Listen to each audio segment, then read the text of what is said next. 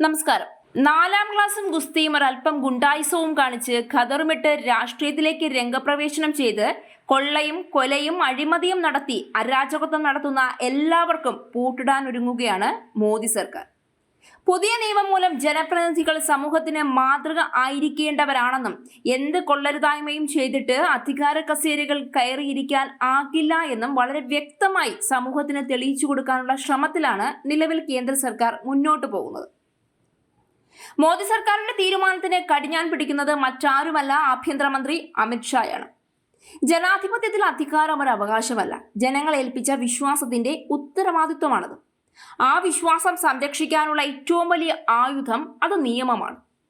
ഇന്ന് രാജ്യത്ത് ചർച്ചയാവുന്ന ഭരണഘടനാ ഭേദഗതി ബിൽ അതുകൊണ്ട് തന്നെ ഒരു സാധാരണ നിയമനിർമ്മാണമല്ല, രാഷ്ട്രീയ ധാർമ്മികതയുടെ പുതിയ മാനദണ്ഡം സൃഷ്ടിക്കാനുള്ള ശ്രമമാണ് എന്നതാണ് വാസ്തവം. ഗുരുതര കുറ്റക്കേസിൽ 30 ദിവസം കസ്റ്റഡിയിൽ കഴിയുന്ന പ്രധാനമന്ത്രി, മുഖ്യമന്ത്രിമാർ, മന്ത്രിമാർ എന്നിവർക്ക് പദവിയിൽ തുടരാനാകില്ല എന്ന വ്യവസ്ഥ കൊണ്ടുവരാനുള്ള നീക്കമാണിത്. ഈ നീക്കം ഇന്ത്യൻ രാഷ്ട്രീയത്തിന്റെ സ്വഭാവം തന്നെ മാറ്റുമോ എന്ന ചോദ്യമാണ് ഇപ്പോൾ രാജ്യത്തിന്റെ മുന്നിലുള്ളത്. അധികാരം എത്ര വലുതായാലും നിയമത്തിന് മുകളിലല്ല എന്ന സന്ദേശമാണ് ഈ ബിൽ മുന്നോട്ട് വെക്കുന്നതെന്ന് ആണ് യാഥാർത്ഥ്യം. ഈ ബില്ലിന്റെ അടിസ്ഥാന ലക്ഷ്യം അഴിമതിയെയും ഗുരുതര കുറ്റാരോപണങ്ങളെയും നേരിടുന്ന ഉന്നത ഭരണാധികാരികളുടെ കാര്യത്തിൽ കൂടുതൽ ഉത്തരവാദിത്തം ഉറപ്പാക്കുക എന്നതാണ്. ഗുരുതര കുറ്റകൃത്യങ്ങളിൽ ദീർഘകാലം കസ്റ്റഡിയിൽ കഴിയുന്ന ഒരാൾ ഭരണനിർവഹണത്തിന്റെ ഉന്നത സ്ഥാനത്ത് തുടരണമോ എന്ന ചോദ്യത്തിന് വ്യക്തമായ നിയമപരമായ ചട്ടക്കൂട് സൃഷ്ടിക്കാനാണ് ശ്രമം. ഇത് വ്യക്തികളെ ലക്ഷ്യമിടുന്ന നിയമമല്ല, പദവിയുടെ വിശ്വാസ്യത സംരക്ഷിക്കുന്ന സംവിധാനമാണ്. ഒരു സാധാരണ സർക്കാർ ജീവനക്കാരനോട് പോലും ഗുരുതര ആരോപണങ്ങൾ ഉയർന്നാൽ അന്വേഷണ കാലത്ത് ഭരണപരമായ നിയന്ത്രണങ്ങൾ ഏർപ്പെടുത്താറുണ്ട്. അങ്ങനെയെങ്കിൽ രാജ്യത്തിന്റെ ഉയർന്ന പദവികളിൽ ഇരിക്കുന്നവർക്കും അല്ലെങ്കിൽ ഭരണ പദവികളിൽ ഇരിക്കുന്നവർക്കും കൂടുതൽ ഉയർന്ന ധാർമ്മിക മാനദണ്ഡം ബാധകമാകുന്നത് ജനാധിപത്യത്തിൽ ഏറ്റവും അനിവാര്യമായ ഘടകമാണ്. എന്ത് നെറുകേടും കാണിച്ചിട്ട് ആരെയും ദ്രോഹിച്ചിട്ടും അധികാരത്തിൽ കയറി ഇരിക്കാമെന്ന് കരുതുന്നവർക്ക് മോദി സർക്കാർ പണിഞ്ഞു വെക്കുന്നത് നല്ല ഉശിരൻ ചട്ടക്കൂടാണ്. ആ ചട്ടക്കൂടിനെ തെറ്റു ചെയ്യാത്തവർ ഭയക്കേണ്ട കാര്യമില്ല എന്നിരിക്കെ എതിർക്കുന്ന പ്രതിപക്ഷം എന്ത് സന്ദേശമാണ് പൊതുജനത്തിന് കൊടുക്കാൻ ശ്രമിക്കുന്നത്? ഒരു രാജ്യത്തെ നയിക്കാൻ വേണ്ടി ഒരു ജനപ്രതിനിധിക്കും രാഷ്ട്രീയ നേതാക്കന്മാർക്കും കൃത്യമായ വിദ്യാഭ്യാസമോ മറ്റ് വലിയ മാനദണ്ഡങ്ങളോ ഇല്ലാത്ത ഇന്ത്യയിൽ അവരുടെ സ്വഭാവം, മുൻകാലം, നല്ല നടപ്പ് എന്നിവ പരിഗണിക്കേണ്ടത് ഏറ്റവും അത്യാവശ്യമായ കാര്യം തന്നെയല്ലേ? ഏത് കൊള്ളക്കാരനും കള്ളനും കയറിയിരുന്ന് ഭരിക്കാവുന്ന രാജ്യമാണോ ഇന്ത്യ? ഏറ്റവും കൂടുതൽ വിദ്യാസമ്പന്നരുള്ള ഒരു രാജ്യത്ത്, ഏറ്റവും കൂടുതൽ ചിന്താശേഷിയുള്ള മനുഷ്യരുള്ള ഒരു രാജ്യത്ത്, ആ രാജ്യത്തെ നയിക്കുന്ന ഭരണാധികാരികൾ കൃത്യമായും മാതൃക കാണിക്കാൻ കൊള്ളാവുന്നവരായിരിക്കണം. ഇത് നിർബന്ധമാണ്. മടിയിൽ കനമില്ലാത്തവന് ഭയക്കേണ്ട കാര്യമില്ല എന്നതുപോലെ ഈ നിയമത്തെ തെറ്റ് ചെയ്തിട്ടില്ലാത്തവരും ചെയ്യാൻ ഉദ്ദേശിക്കാത്തവരും യാതൊരു തരത്തിലും ഭയക്കേണ്ട കാര്യമില്ല. മാത്രമല്ല, ജനപ്രതിനിധികൾ കൃത്യമായും ഓരോ കാര്യങ്ങളിലും കുറച്ചുകൂടി സൂക്ഷ്മത പാലിക്കാനും ഇത്തരമൊരു നിയമം ഗുണം ചെയ്യും. രാഷ്ട്രീയപരമായി നോക്കുമ്പോൾ അഴിമതിക്കെതിരെ കർശന നടപടിയെടുക്കുമെന്ന വാഗ്ദാനമാണ് നിലവിലെ കേന്ദ്ര സർക്കാർ പലവട്ടം മുന്നോട്ട് വെച്ചത്. ഈ ബിൽ ആ നിലപാടിന്റെ തുടർച്ചയായാണ് അവതരിപ്പിക്കപ്പെടുന്നത്. അധികാരം സംരക്ഷിക്കാൻ നിയമം മാറ്റുന്ന സമീപനമല്ല, അധികാരത്തെ നിയമത്തിന്റെ പരിധിക്കുള്ളിൽ കൊണ്ടുവരാനുള്ള ശ്രമമാണ് ഇത്. അതേസമയം അന്വേഷണ ഏജൻസികൾ രാഷ്ട്രീയമായി ദുരുപയോഗം ചെയ്യപ്പെടുമെന്ന ആശങ്ക പ്രതിപക്ഷം ഉയർത്തുന്നുണ്ട്. എന്നാൽ ഈ ബിൽ നിയമ നടപടികൾ കോടതികളുടെ മേൽനോട്ടത്തിലും ഭരണഘടനാപരമായ സംവിധാനങ്ങളിലുമാണ് നടക്കുന്നത് എന്നതാണ് മോദി സർക്കാർ ആവർത്തിച്ചു പറയുന്ന കാര്യം.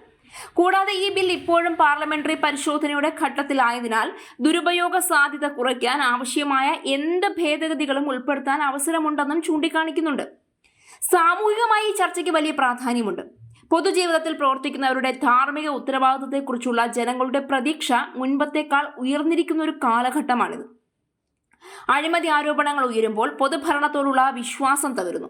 അത്തരം സാഹചര്യത്തിൽ വ്യക്തമായ നിയമവ്യവസ്ഥകൾ കൊണ്ടുവരുന്നത് ജനവിശ്വാസം ശക്തിപ്പെടുത്തുമെന്നതാണ് ഈ ബില്ലിന്റെ മറ്റൊരു വശം.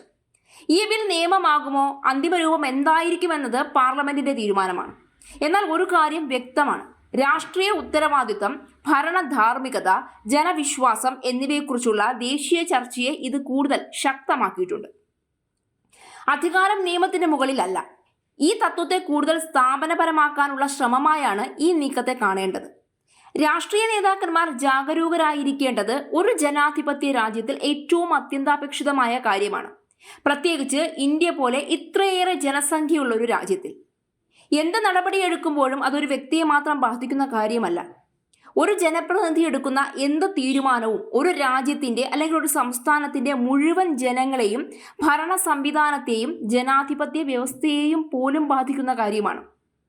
അതുകൊണ്ട് തന്നെ ആ സൂക്ഷ്മത ഓരോ കാര്യത്തിലും പുലർത്തേണ്ടതുണ്ട്. ഇത്തരമൊരു നിയമം മോദി സർക്കാർ കൊണ്ടുവരുന്നതോടെ പലരും കൊള്ളയും കൊലയും അഴിമതിയും കൈമടക്കും വാങ്ങാൻ ഭയക്കും.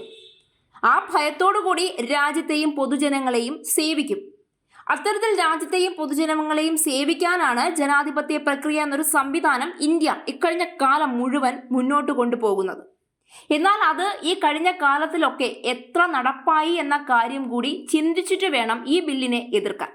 വോട്ട് വാങ്ങാൻ വരുമ്പോൾ മാത്രം ഓരോ വാഗ്ദാനങ്ങൾ വാരിക്കോരി തന്നിട്ട് അധികാരം കയ്യിൽ കിട്ടുമ്പോൾ തോന്നിയപടി നടക്കുന്നവർക്കൊക്കെയുള്ള കടിഞ്ഞാനാണിത്. ജനങ്ങൾ ജനങ്ങൾക്ക് വേണ്ടി ജനപ്രതിനിധികളെ തിരഞ്ഞെടുക്കുമ്പോൾ അധികാരത്തിലിരുന്ന് എന്തും കാണിച്ചു കൂട്ടാമെന്നുള്ള തോന്നലിലുള്ള കടിഞ്ഞാൺ ജനങ്ങളുടെ കയ്യിൽ കൊടുക്കുന്നത് ഏറ്റവും ഉചിതമാണ് എന്ന കാര്യത്തിൽ തർക്കമില്ല. ഇതിനെ വിമർശിക്കുന്നവർ തിരിച്ചറിയേണ്ട മറ്റൊരു കാര്യം, ഇന്ത്യൻ പ്രധാനമന്ത്രിയും രാജ്യം ഭരിക്കുന്ന BJP സർക്കാരും ഉൾപ്പെടെ എല്ലാവരും ഈ നിയമത്തിന്റെ കീഴിൽ വരുന്നവരാണ് എന്നുള്ളതാണ്. അതുകൊണ്ട് തന്നെ ഇതൊരു പ്രത്യേക പാർട്ടിക്ക് വേണ്ടിയോ പ്രത്യേക വ്യക്തികൾക്ക് വേണ്ടിയോ അല്ല നിർമ്മിച്ചിരിക്കുന്നത്. ഇന്ത്യ എന്ന രാജ്യത്തിന്റെ സുതാര്യമായ ഭരണ സംവിധാനത്തിന് വേണ്ടിയാണ് എന്ന് തിരിച്ചറിഞ്ഞുകൊണ്ട് രണ്ടു കൈയും നീട്ടി മോദി സർക്കാരിന്റെ പുതിയ നയത്തെ സ്വീകരിക്കേണ്ട ബാധ്യത ഓരോ ഭാരതീയനുമുണ്ട്.